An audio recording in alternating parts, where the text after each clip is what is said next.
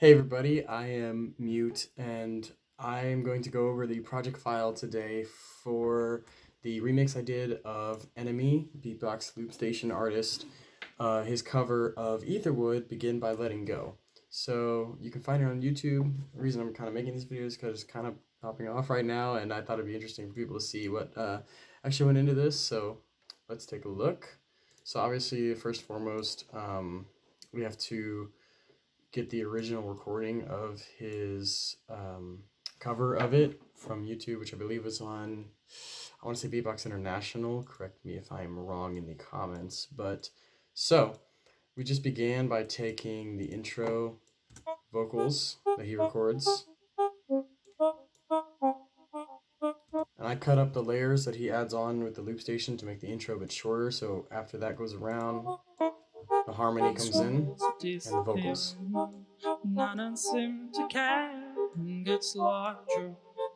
So that's pretty standard.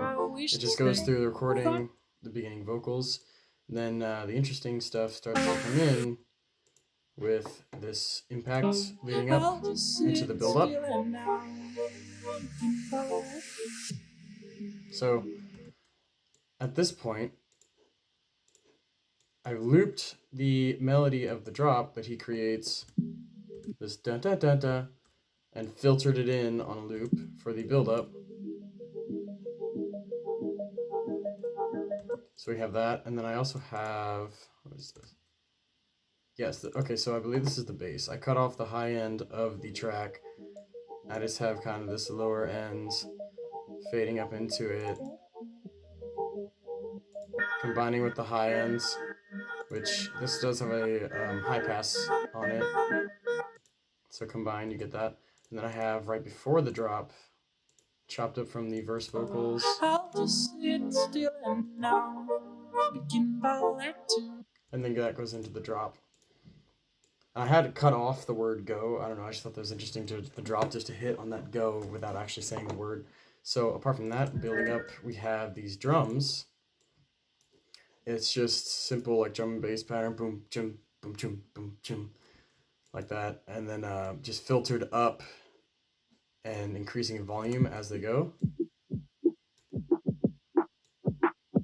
In all honesty, this kick is kind of loud.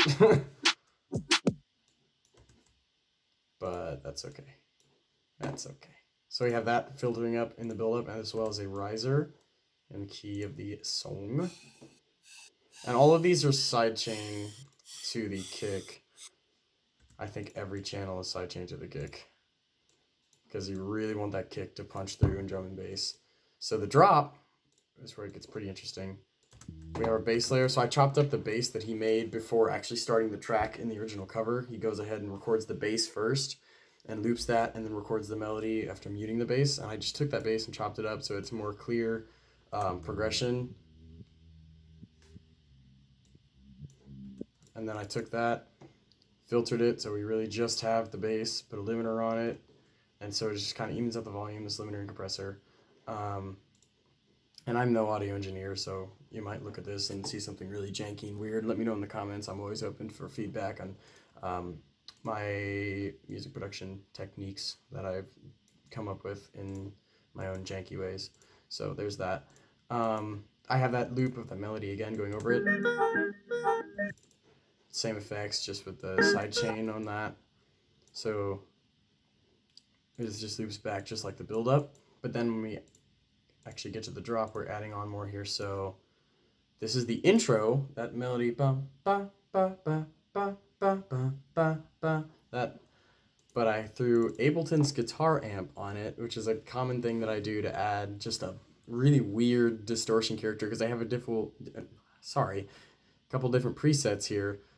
Clean boost, blues, rock, lead, heavy, bass, and they all have a completely different character, so I'll show you.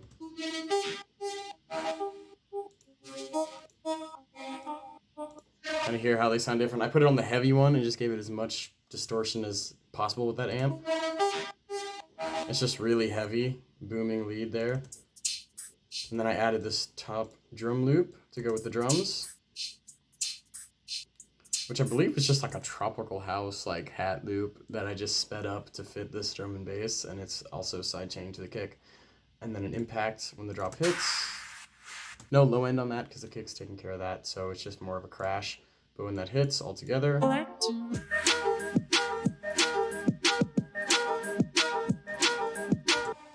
so I thought that was interesting. Then when we get to the second round of the first drop here, I add a hi-hat loop, compressed sidechain to the kick. It's just really fast. I believe 16th notes. I'm not a real musician.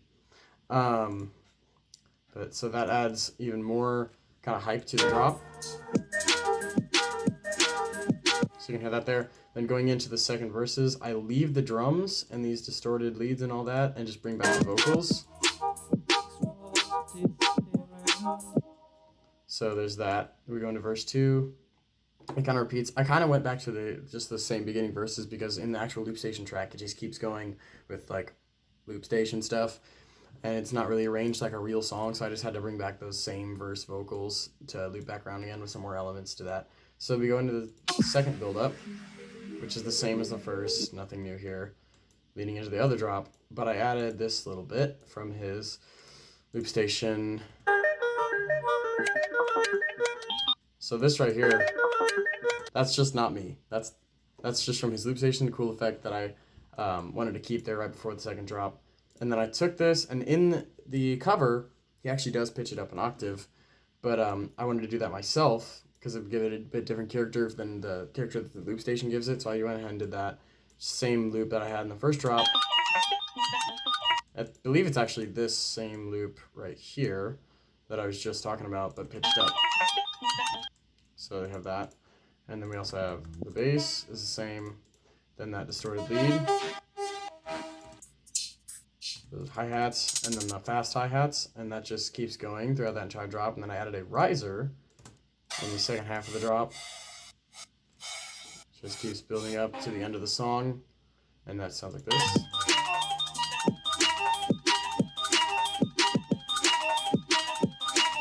So that is that. And then the outro, this one, oh, okay, I can actually talk about this real quick. So this is the frequency shifter in Ableton, I want to say. No, okay, it's actually not. It's just done in the little sample clip here. So you go up to envelopes, clip, transpose. How did I do this? I believe it's re-rendered. Okay, it's yeah. So that is how I did it with the clip and then transpose down here. But it is consolidated, so it's this entire loop all in one audio sample. So it's just kind of reset that. You can hear that. It just kills it right at the end, back into the intro. Add that impact at the very end. And you have your intro. And it just fades out. I'll show you the volume automation there. And that's it. So that is how I made my Enemy remix. It's actually not super complicated. 15 tracks in this whole file. So that just goes to show that if you make music, it does not have to be something that takes up 200 tracks and thousands of hours of your time. It's music.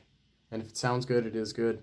So make whatever you can, whatever level of production you're at. I'm no pro, and be proud of what you make. So that is all I have to say about this. I hope you enjoy this remix, and you can find it on YouTube on my channel, and I will think about posting it on SoundCloud as well. My YouTube is kind of just a dump for random music projects that I felt like making that don't really fit in with the rest of my stuff. So most of that stuff goes there. So feel free to drop a subscribe. I have the link to my SoundCloud in all my descriptions of my videos. Feel free to follow me there. That's where most of my stuff goes. But yeah, this has been Mute, and I will be signing off.